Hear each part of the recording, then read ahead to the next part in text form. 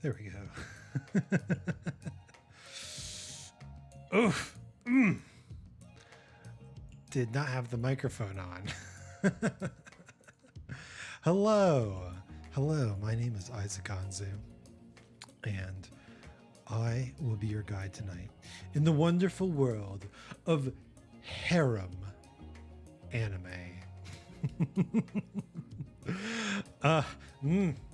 I'm so full of energy right now. I just saw humans in real life. No, it was a lot of fun. Seeing people is so crazy right now. It's so crazy right now.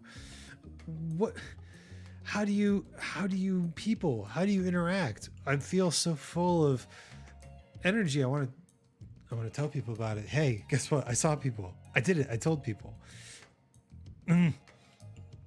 This is obviously a side effect of being trapped inside for months and months and months. It feels like time has slowed down, but now all of a sudden you're seeing people again. I'm seeing people again, and it feels like time just suddenly catch up. It's suddenly caught up. Wild. Let's turn the chat on. Let's turn the image on. Oh, no, wrong image. Okay. Yes. I saw real live humans today, and boy, was that interesting. Who knows what has happened since the last time we saw each other, but it's wild. I don't even know what to say. How do I describe this? For an introvert like myself, going into the pandemic was kind of a breath of fresh air. Oh boy, a breath of fresh air. You can already tell that this is going to be an interesting stream. I had some drinks of adult beverages when I was seeing these humans. So we're just going to power through. We're just going to get through this. We're just going to get through this. It was interesting seeing people as an introvert and getting so much energy out of it. I consider myself a social introvert. I kind of enjoy social situations. I like going out. I like talking to people. I like meeting people. I like interacting with people. I just can't do it constantly, or I get tired out. I need that time to myself. I need the thinking time, the quiet time. And it's been pretty much all thinking quiet time since this pandemic started. The difference now is that I'm kind of overloaded on thinking quiet time. I feel so full of energy. And when I actually get to see people and practice my social skills, and not only do I get that sweet, sweet release of pent up energy, but I get to do something I like to do again for the first time in so long. It's just so much. It just overwhelms. I'm not even thinking right now. I'm just talking. Although I'm still trying to avoid filler words. So hopefully that's working. Although I did say so there.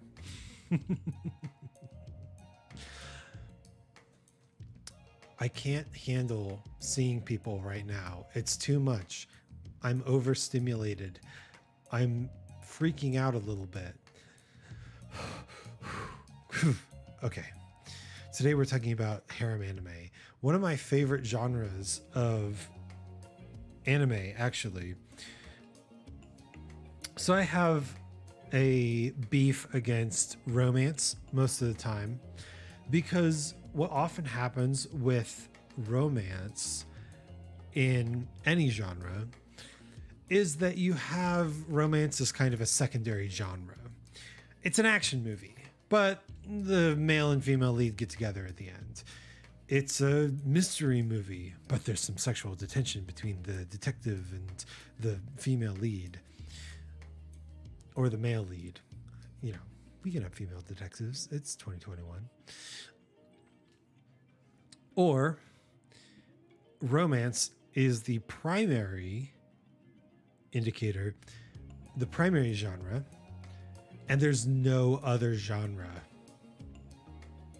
So often the movies lauded as romantic classics, The Notebook, Titanic, When Harry Met Sally. Oh, that's actually a decent one. You get these movies that are lauded as romantic classics, and that's all they do, is it's just a romance. And you can get a little bit of drama mixed in there, but romance is a kind of drama. It is a dramatic question. Will these characters admit to themselves that they like each other? Will they get together? Is there forces in play that prevent them from getting together? There's so much going on with just romance. But just romance leads to terrible storytelling. And here's why. Part of telling a story is identifying the important pieces of information that formulate the major conflict of the plot. Let me say that again. Part of experiencing a story is identifying the pieces of information that formulate the major elements of the conflict, which is the plot. Same thing, different words. In a romantic movie, you either have some other genre filling in the legwork at the beginning of the movie to establish the characters as more conflicted than just romantically, or by the virtue of storytelling information, it's simple to identify the two main characters and the rest of the movie is pretty much already written. Think about The Notebook. It's fairly simple to identify the male lead and the female lead right from the beginning. They're on the movie poster. Think about Titanic. Obviously, Rose is not going to marry the rich asshole. She's going to marry Jack, the cabin boy. Except he dies, so she does marry the rich asshole. From that point, the conflict of the movie is predictable. You have two characters. By the virtue of storytelling, you know that they're the main characters, and you know that this is a romance story. You know they're going to get together. This is why romantic comedies are so much more prevalent and so much more interesting. Let's look at an excellent romantic comedy, Shallow Hal. Shallow Hal is a Jack Black movie where Hal, played by Jack Black, loses the ability to see people as they really are. He instead sees a representation of their soul. And so he meets a very sweet, very loving, very lovable, overweight woman and sees her as this beautiful woman because that's how she acts and that's how her soul is, or however you want to say that. And you have a lot of funny moments on this situation. It's not just they're going to get together. It's look at this weird and wacky situation they've put themselves into. What happens when that ends? What happens when Hal realizes that he is not seeing the same physical appearance of a person that his friends and family are seeing, that the girl herself is seeing? What's going to happen? That's the tension. That's the interesting situation. And that doesn't get resolved until the very end. he comes to a character growth moment where he realizes that his superficial ways of judging people, judging the world, were wrong. And he has to come to accept his new self. And in doing so, he comes to accept the girl that he loves. Great movie. I really like that movie. There's other good romantic comedies, but there's also good romantic dramas. Any movie that is just a romance is boring, predictable. There's good romantic dramas because you need something else to carry forward that tension, that what's going to happen at the end, that keeps the plot interesting. And a tried and true method of doing that is to have multiple options for a particular protagonist. Now, I'm not saying that every harem anime does this right, and we're going to talk about some bad ones, but I think that it is an excellent vehicle to kickstart this idea of a tense, unresolved, interesting romance. And we're going to look at what I think the best ones are. You might be able to tell by the thumbnail, but not all of those are what I consider the best ones. We're gonna talk about what the best ones are and maybe some of the worst ones. So let's see. Okay, so this is the Wikipedia page on Harem. So it originated in the 1970s, but exploded in the late 1980s and 1980s with dating simulator games focused on polygamous and polyandrous relationships, where a protagonist is surrounded by 3 or more androphilic or genophilic love interests or sexual partners. There you go.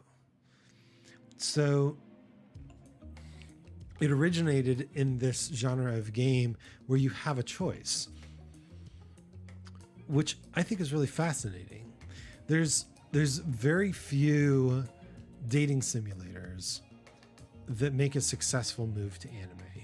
The big one, I think, is Clannad. If we look at Clannad, it's pretty terrible as a harem. In the anime, the main character, let's see if we can find Clannad so I'm not talking about my ass. Clannad. Wait a minute, what? This is not what I wanted. Dang it. Clannad video game. There we go. So Okazaki, the main character, Tomoya Okazaki, has in the video game the option of several different female protagonists or deuteragonists that he can choose to help and eventually date. As you can see, there's quite a few. There's Okazaki. Then you have Fujibayashi, Ichinose. Wait, Ichinose is a boy and the friend. Sakugami, Ibuku. That's not. Yep. Wait, is that right? Childhood friend? She. Oh yeah. Okay, no, she's a dateable protag. But what's interesting in Clannad, and what I think makes it into a good anime, is that you have Okazaki and Nagisa. Nagisa is the main heroine. You only get the after story path if you choose Nagisa. And what that means for the anime is that the anime goes through several side story sort of instances where we learn about these side characters and they explain their lives and the path that could have been. But in the end, Okazaki goes with Nagisa, and they have the after story, which is phenomenal. The after story is an amazing, heartbreaking story. And that's great for the anime. But what that means for the anime is that you have this buildup of different harem deuteragonists, female protagonists, that really goes nowhere. You're learning about these people's lives, but the real meat and potatoes of the story, Clannad after story, doesn't really rely on them. It doesn't really they don't really bring anything to the table. So, what do you do? Right? What do you do? You make an anime where it's clear that Nagisa is the main girl. The other girls get their chance or finish their stories in OVAs and alternate endings. But you focus on Clannad after story. And that's why I think Clannad is probably a 6 out of 10 anime, but Clannad after story is a 10 out of 10 anime.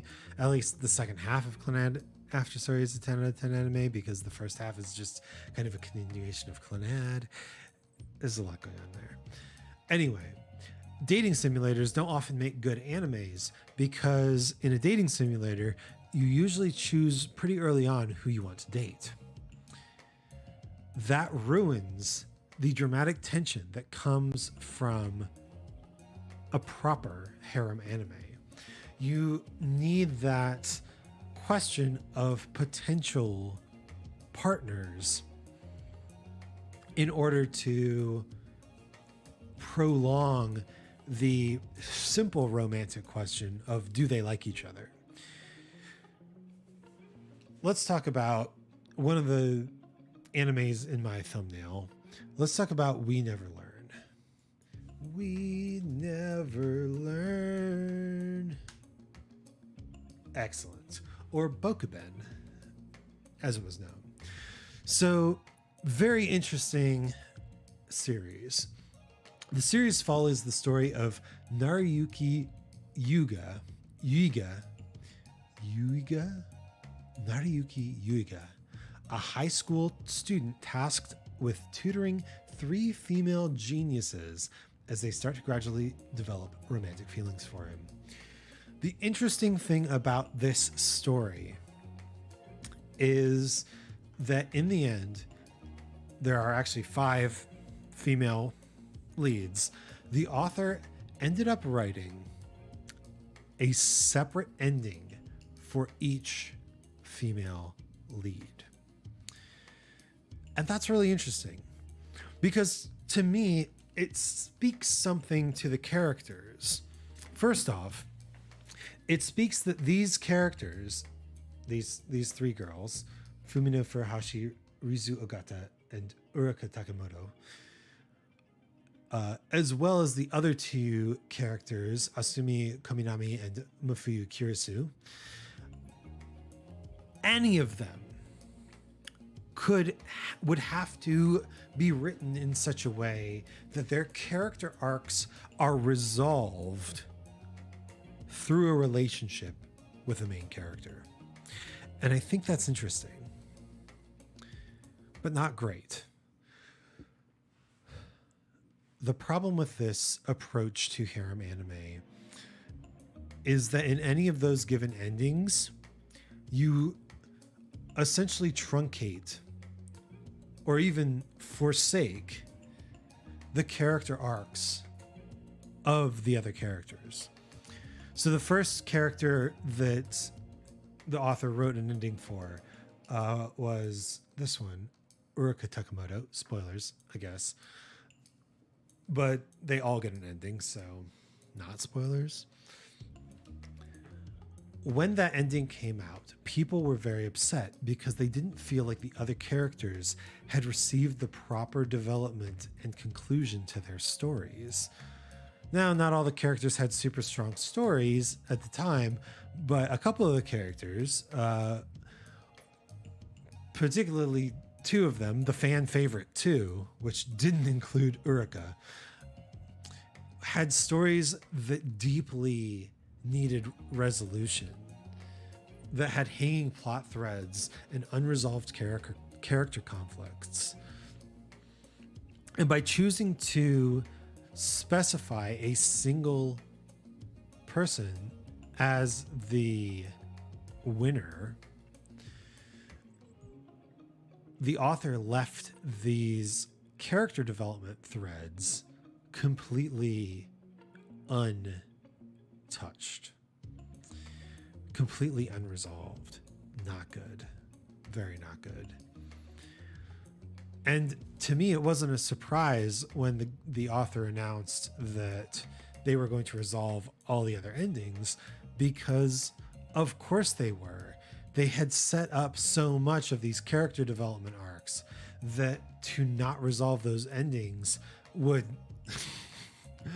probably result in a riot by the fans. God. However, I think that this was a step up from other harem animes. Let's dive really quickly into a harem anime where character development was not considered as part of the deuteragonist's or the female protagonist's plot. So We Never Learn created plot for its female characters. I love it. It didn't do a good job of resolving those plots, except in the endings where that specific girl ended up with the main character. Let's talk about an old school Love Hina. So Love Hina notoriously had characters who were one note, who were very flat. Even the characters that their plot was romance. So this girl here, Shinobu, her entire plot was that she came to like the main character, Keitaro Urashima, very early on. And from that point on, her identity as a character was, I'm flustered but in love. Despite that, she had no character development. Even at the end of her arc, even at the end of the entire story arc, her character development essentially ended with, yes, I'm still flustered and in love, but I accept that you're going to get with main girl. So what am I going to do about it? It was more a resignation. There was no choice that led to an interesting character development. There's no purpose or meaning behind the character. Literally, the character went from I hate you to I love you in the course of maybe 10 or 12 chapters, and then spent 150 chapters being, oh my gosh, I love you so much, but I can't say anything. And then what? And then what? Where's the choice? Where's the interesting development? Where's the challenging of the values and beliefs of the character? There is not one. The main character, whose name I think is Hina, right? No. Hina is the name of the inn, Hinata House. Naru Nursegawa, who, by the way, is a terrible lead because she is basically the violent tsundere type. Nothing against tsunderes in general, but the overtly violent tsunderes, it's just such a cheap act. I don't like it. The main character, Naru Nursegawa, is the only one that has a purpose or a meaning or a motivation. She wants to get in Tokyo University. That's her enduring motivation. Yes, the other characters do occasionally get little spotlight chapters where they show off their motivation and probably in part become infatuated with the main character. But Naru's motivation is enduring. It lasts through other chapters. She makes decisions based on her motivations. And it's actually interesting. But then you get to fall into the exact same problem with all other straight romance stories. Naru's the only one with any character development. Why wouldn't she end up with the main character? The main character and Naru are the only ones doing anything in this story. Of course they're going to end up together. It becomes predictable.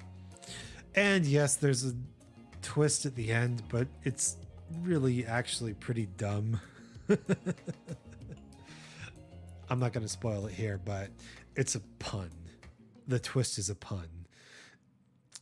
However, still pretty popular for its time. Love Hina. I read it, as you might have guessed. But you get this problem where you have to divide your story between developing your characters and choosing a final character, right?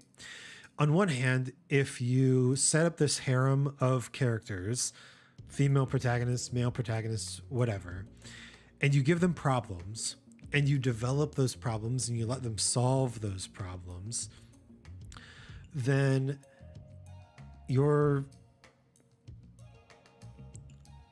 kind of betraying the theme of romance, because someone's got to end up with the main character. It's a romance story. Someone's got to do it. You build up this plot where the characters like each other, but also have other problems. And when the main character chooses one of those characters, it's usually portrayed as solving that person's problems, getting over the emotional trauma, getting into the same school, getting, graduating together, or overcoming, family issues, whatever. You end up with the characters getting together. But if you build up the other characters in the same way, then you lose the potential development of those other characters. And another good example of this, one that actually tried to do this and failed, would be Nisakoi. So Nisakoi, aside from the many side characters, has two main girls, Chitoge and Onodera. And they were both built up as somewhat equal main heroines of the story. They both had problems. They both could solve their problems with love, or with, Ichijo's influence or whatever. And in the end, he has to choose one of them. He realizes that love will solve both their problems, and indeed he loves both of them. But the harem convention is he has to choose one of them. And what happens is he chooses one of them. No spoilers. And the other one's plot gets left unresolved. And boy, did the fans hate that. Boy, did they hate it. So, Nisakoi didn't do it well. What's a manga that did do it well? And we're talking manga, really. Because that's what I read.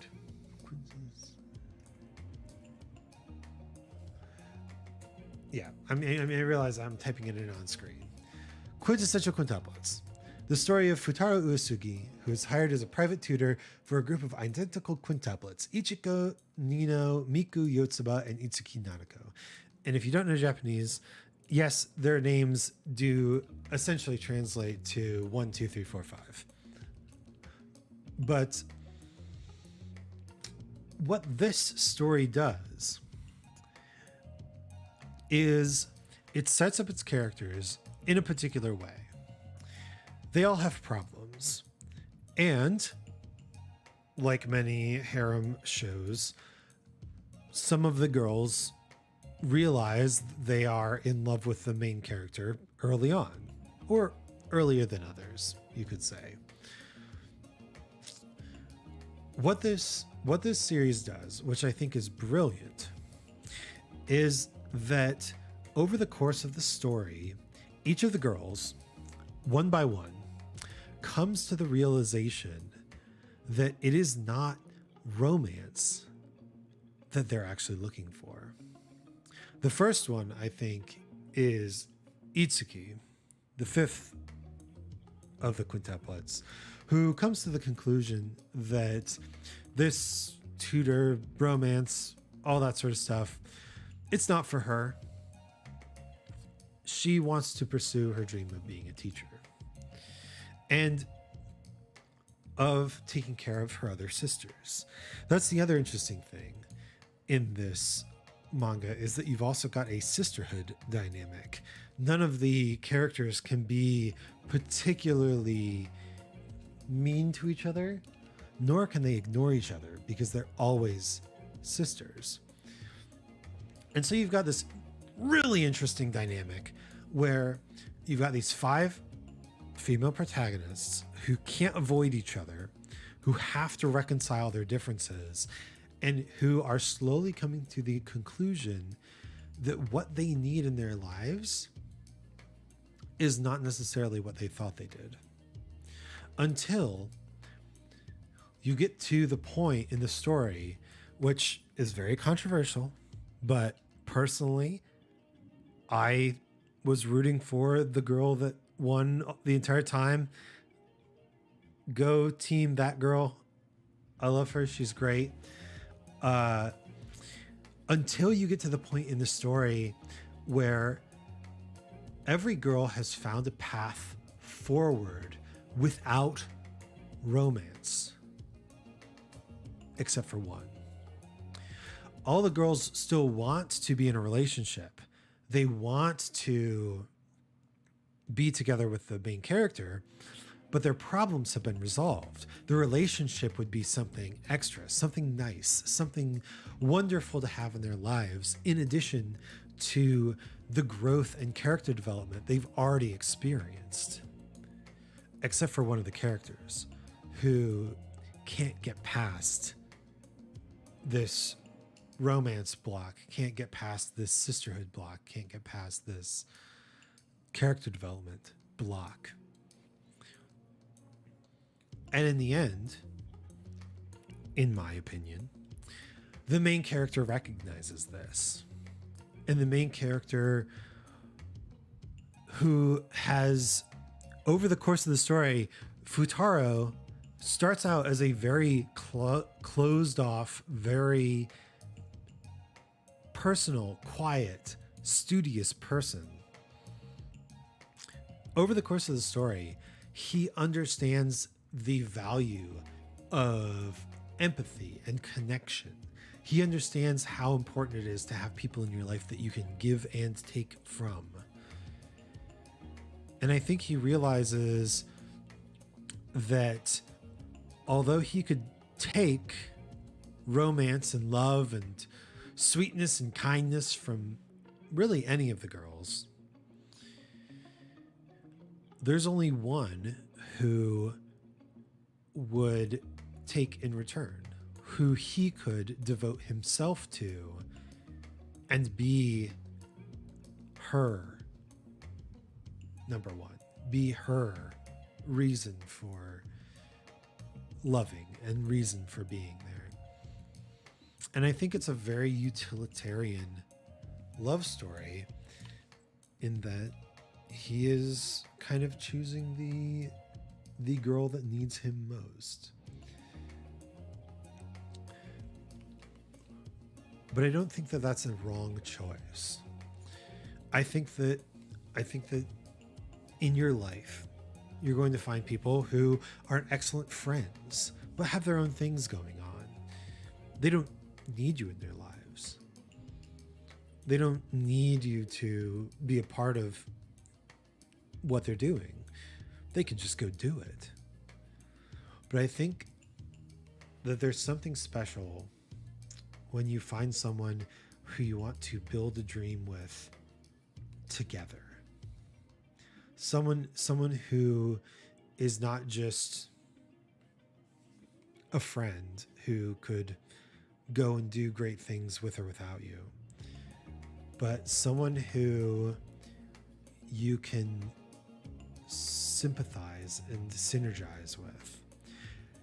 And I think it's a really good story. I mean, the ending was controversial. I think it was rushed a little bit, but I really like it. I really like the story. And I think that it is a great example of how to include proper character development for your harem protagonists without sacrificing the romantic aspect of the story. QED. Proven. Done. Excellent. Great.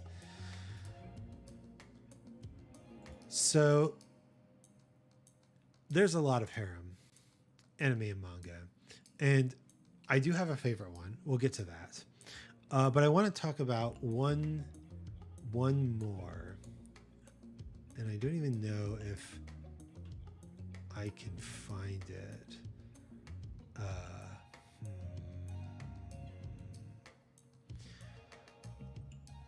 It's definitely on this list somewhere. So the story is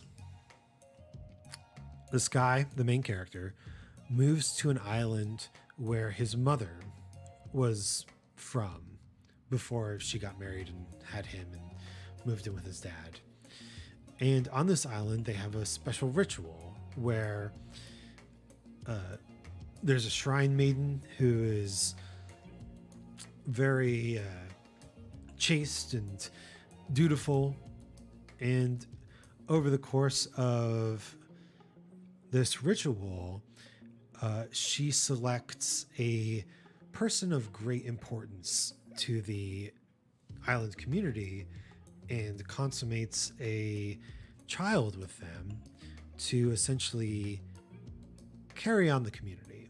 It's kind of a very, very, very ancient, very old ritual. And it just so happens that there are 3 shrine maidens at the time that this guy returns to the island, and the village elder, the island elder, declares that he is the person, the most suitable person. And each of the girls rejects this idea at first. But over the course of the story, they start to develop as characters and become interested in the guy. Now, you can kind of see where this is going. It's almost like a We Never Learn scenario, in that it's possible that the guy will choose one of them and none of the other girls will get the proper character development wrap up.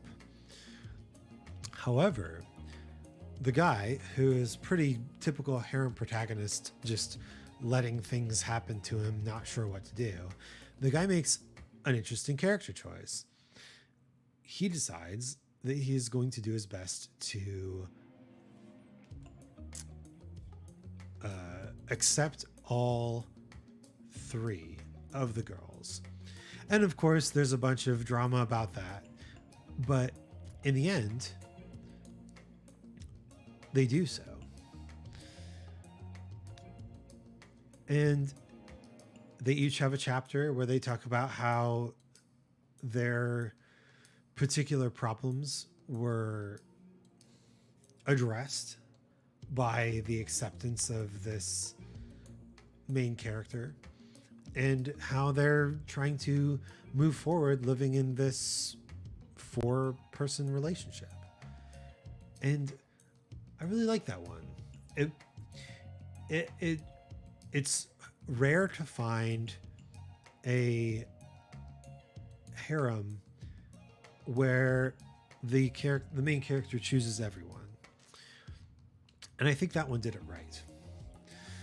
So let's back up. We want a good harem in which we want the female protagonists to be actual characters, not cardboard cutouts, actual characters with character development.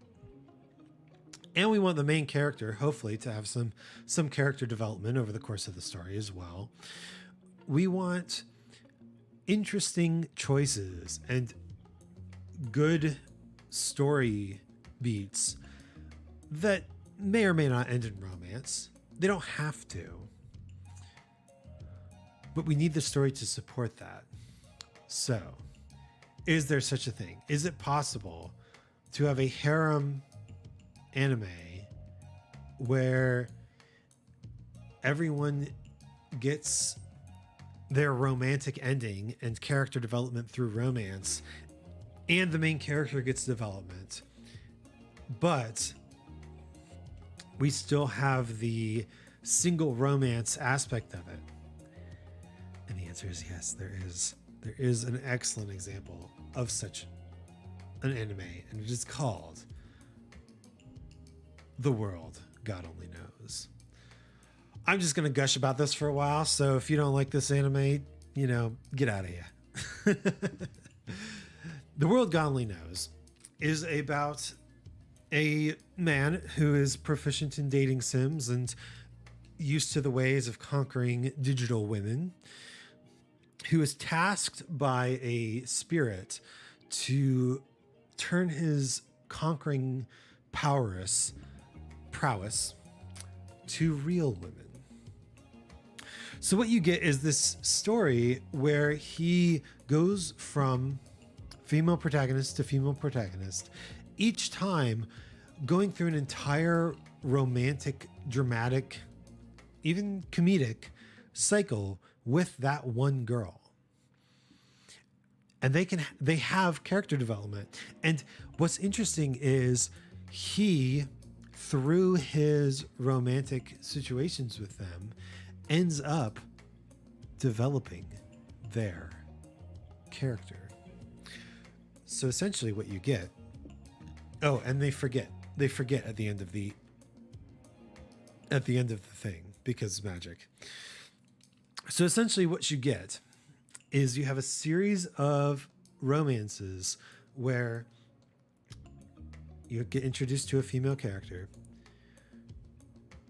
She has character development and romance, and it gets resolved with romance. And then the main character moves on. That's pretty good. Essentially, we're meeting our requirement of every female protagonist is getting character development and romance without resorting to a polygamous ending. You actually have the choice, the final choice, the one you get that romantic payoff, right? It's not divided up.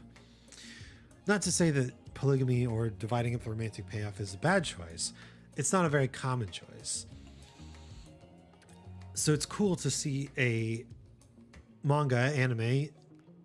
I prefer the manga. Read the manga, please. It's cool to see a manga doing that while sticking to the traditional single winner style. But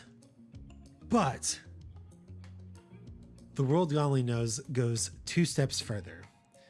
The first step is pretty basic, I think, but still very powerful. At the start of the story, our protagonist is a very big video game nerd, only cares about video games, doesn't care about the real world. And over the course of the story, exposed to these different romances, he changes. He becomes more empathetic. He realizes that these are not simply save files that he can delete. They are real people whose, despite their memories being erased, their lives are affected by his actions. And thus he grows as a person. But the second step is so good. So good. The World God Only Knows takes it a step further and introduces this idea where certain girls don't forget. They come back into the harem. And you do get a true harem where it's not just one girl at a time. There are multiple girls, all interested. And yet, the plot continues to push forward until the crazy catastrophes and wild scenarios are all resolved. The main character has changed dramatically, and it comes time for him to pick who he really cares about, because there are a lot of girls who care about him, and he needs to make a decision about his feelings towards them. And I'm not going to tell you who wins. It's super cool. My best girl won again. Best girl always wins, but I really like the ending. It really showcases how much he has grown as a person, and it's just so good. It's just so good. Read it, please. I don't think it's licensed in America in English. There are fan translations to allow you to read it despite the license. But one of the reasons that I want to learn Japanese is to read my favorite anime and manga and light novels in the original languages, and this is definitely on the list. Look, there's even a light novel. Ooh. So yeah, the anime is difficult. It skips a lot of stuff, and the production quality is excellent. The music is excellent. Listen to the music if nothing else. But I much prefer the pacing of the manga. So yeah, that's my favorite. Bam. It's good. It's really good. That's the best harem manga of all time. The world God only knows. Ugh. And boy, we have to talk about this. Tamiki Wakaki. What a genius storyteller. Currently, he's writing a series called Are You Really Getting Married? I'm so sad that there's not a Wikipedia page for it. It's the sweetest, cutest, adorablest story ever. It's about an introvert boy who just wants to take care of his cat and an introvert girl who just wants to look at maps, and they both work at the same travel agency, and the travel agency announces that they're going to send someone to their new branch office in Siberia. And of course, both of them are like, oh no, my cat. Oh no, my maps. I don't want to move to Siberia. And so they conspire to announce that they're getting married to each other, because they can only send one person to Siberia. And if they're both married, they won't get sent. So they conspire to get married. And it's so adorable. Of course, they fall in love with each other. Of course they do, but they're introverted and they don't know what to do about it. It's so cute. And it's so good. Somebody's been fan translating it on Reddit, which is how I know about it. But again, there is no English translation for it. So please read it wherever you can. Oh my God.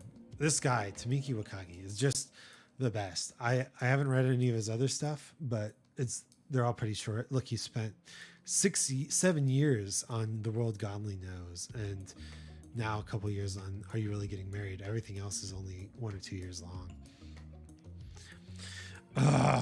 It's so cute. Everything's so good. This guy's probably my favorite rom-com author of all time. Well, I mean, The World God Only Knows is my favorite rom-com of all time, so ipso facto. But There are some others on here that I wanted to talk about. Oh, that's right. So, let's see. Is it on here? It's not even on here. It's just too trash. Let's look up domestic girlfriend.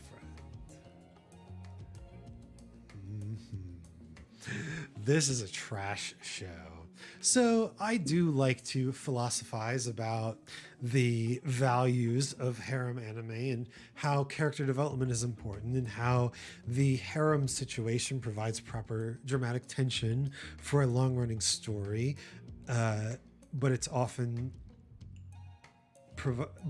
fails to provoke the proper character development to lead to suitable endings, except in certain cases, which I've mentioned here.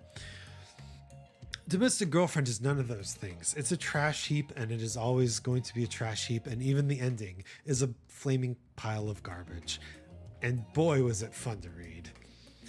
The basic premise is that a guy who no longer wants to be a virgin goes out and has sex with a random girl. The reason he no longer wants to be a virgin is because he's in love with his teacher, and he wants to prove how mature he is to his teacher, which is a good coincidence because the random girl he has sex with also wants to have sex to be more mature. We'll get to that later. This boy discovers that his dad is getting remarried. And the woman whom his dad is remarrying is none other than the mother of not only his teacher, but the random girl he had sex with. So, before even the plot kicks off, he's already had sex with his stepsister. What a dumpster fire, right? Well, it only gets worse from there, because it turns out the reason that the teacher has been so sorrowful about this boy's advances on her is because she's having an affair with a married man. And the reason that her younger sister, the person that the main guy had sex with, the reason that her younger sister wanted to be more mature is because she wanted to prove to her older sister that she was mature enough to address this affair. And oh my God, it just, So that's the premise, and it's really, really wild right off the bat. And of course, they're all horny as fuck, and they just keep kissing each other and making and having sex with each other. They keep just doing stuff. They just keep doing stuff. They're people, and they're. I do like the series because it accurately portrays how logical and rational people can be when they're justifying their horrible, horrible decisions. But, oh my God, just front to back, it's just a huge dumpster fire. There's other characters who come in and out and try to have sex with the main character.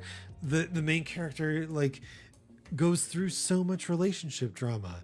And I mean, they touch on all sorts of stuff in the middle of there, like being a writer and, you know, being a decent human being and, you know, breakups and get-togethers and stalking and attempted murder and racism. Oh my God. It's just the series tries to cover everything. It's pretty insane. But at the end of it, it just goes down in just the most brilliant, horrible flames you can imagine. And Gigak, I recommend you watch Gigak's videos on this. It's not a harem, it's a dumpster fire. But I wanted to bring it up because it is a dumpster fire, but it's the kind of dumpster fire that you like, let's toast some marshmallows and see how crazy this thing gets. There are definitely a lot of those sort of stories on this list. And we haven't even talked about male harem as a central element. I mean, let's see. Do I recognize any of these? Oh, okay. So two good ones. First off, Fruits Basket. If you haven't watched the new release, Fruits Basket Brotherhood, that's not actually what it's called. But yeah, Fruits Basket, the remake, really, really good. This one is, I would say, falls into the genre of characters that start out being attracted to the main character and eventually realize their problems need to be solved by not romance, except for one, of course. But I think the real strength of Fruits Basket is that it actually has a plot and characters who are involved in the plot that are not involved in the romance. There's kind of a iffy romance plot, but yeah, in the end, you're reading this to learn how to be empathetic and overcome generational hatred and break out of systemic abuse and all sorts of amazing things that this story talks about. The romance is kind of on the side. It's a really good story. Ouran High School Host Club is a classic. I'd recommend the anime. The opening is a banger, and the ending of the anime is honestly better. You might watch the anime and think, oh, but the main character didn't get with anyone in the end. Well, yeah, the manga's not much better. Definitely watch the anime. It's a great adaptation. But the one I really want to talk about here is My Next Life is Villainous, All Routes Lead to Doom. Wonderful, wonderful show. It's so you have to like walk through like 7 steps to understand the plot of this show. First off, it's an isekai. So you've got a person from our world going into a fantasy world, bringing with them their skills and abilities and real world knowledge. The second thing that's a part of this is that the person in the real world that's transported to the fantasy world, the person in the real world was playing a harem dating simulator or reading a harem book before they were transported. And that harem book is the basis of the world they're entering. Often in harem books, there is a rival character. So in the book that this main character was reading, there was a main character of the book and a rival character, another female who was a total bitch. The main character of this anime is transported into the fantasy world as the rival. So you have to understand all of that before you can get to the premise of the show, which is essentially she knows that she's in a fantasy world. She knows that there's a harem protagonist out there, and she knows that she's the rival of this harem protagonist. And in the story that she read, any route she took, any route the heroine took in the story, she, as the villainess, would die. Thus, My Next Life is Villainous, All Routes Lead to Doom. Long explanation. The basic story is she decides to try to overcome this situation by befriending as many people as she can. Obviously, if she can befriend the heroine, maybe bad things won't happen. But if she can also befriend the other harem characters, the boys who are part of the heroine's harem, maybe she'll get a head start on the situations that would eventually kill her. What ends up happening is the most wonderful thing ever. Just amazing.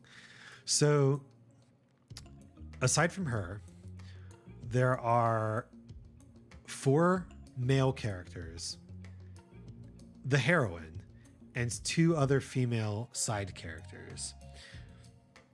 And over the course of the story, this wonderful girl ends up seducing all of them to the point where the boys and the girls all want to keep her for themselves. And they don't even care about the heroine anymore. They just want her. She's the object of their affections. And oh boy, it's just the most beautiful bisexual harem I've ever seen. It's just so wonderful. And she's so focused on not dying that she never sees all of the love and affection being poured on her by these other characters. It's just, it made my heart so happy to see this beautiful bisexual harem being completely ignored by the generic, dense harem protagonist.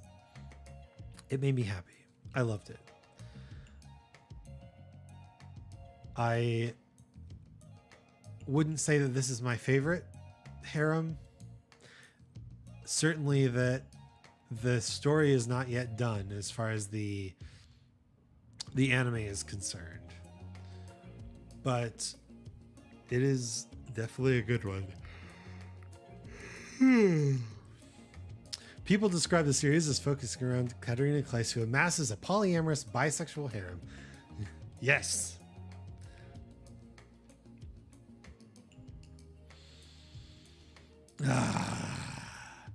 It's so good. It's so good. Not as good as The World God Only Knows, but this is just so great. I love it. I love bisexual harems. It's a shame that this is under male harem as a central element, because it is definitely bisexual. If there are other bisexual harems out there, I want to hear about them. Please tell me. Write me a comment. Post in chat. But it's a lot less common with the female harem, because BL, or boys love, is generally considered its own genre. If you want a BL manga, you're going to read a BL manga. A manga with a bunch of female protagonists and a male main character is not going to really lean towards that sort of stuff.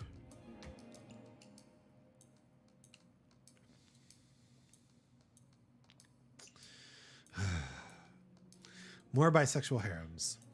Yes. If you get anything from this stream, more bisexual harems, more character development that isn't necessarily built on the romance, but can be, and more poly endings. I mean, that's an easy way to have all your harem protagonists get their character development resolved through romance. More poly endings.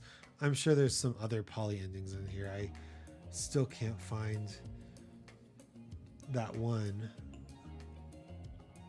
that I was talking about. I'll find it someday. I'll tweet about it or something. But yeah. Now you know what makes a great harem anime, what some good harem animes are, what my favorite harem animes are. Yeah, if you find any good harem animes, send them my way. Or dumpster fires. I watch dumpster fires too. But wow, this hour flew by, and yeah, I think that's all. I'm gonna go watch some anime. I think I'm gonna go to sleep actually, but I think I'm gonna watch some anime soon, sometime soon. You know, it's a great harem anime, Fire Emblem Three Houses. Oh, just kidding, but not really. Anyway, controversial takes over. I'm ending the stream. Good night. You're great. Anyone out there listening to this, thank you. You're very cool. I appreciate you. I'm Isaac Anzu. I hope you learned something today. I really hope you learned something today. And I'll see you next time.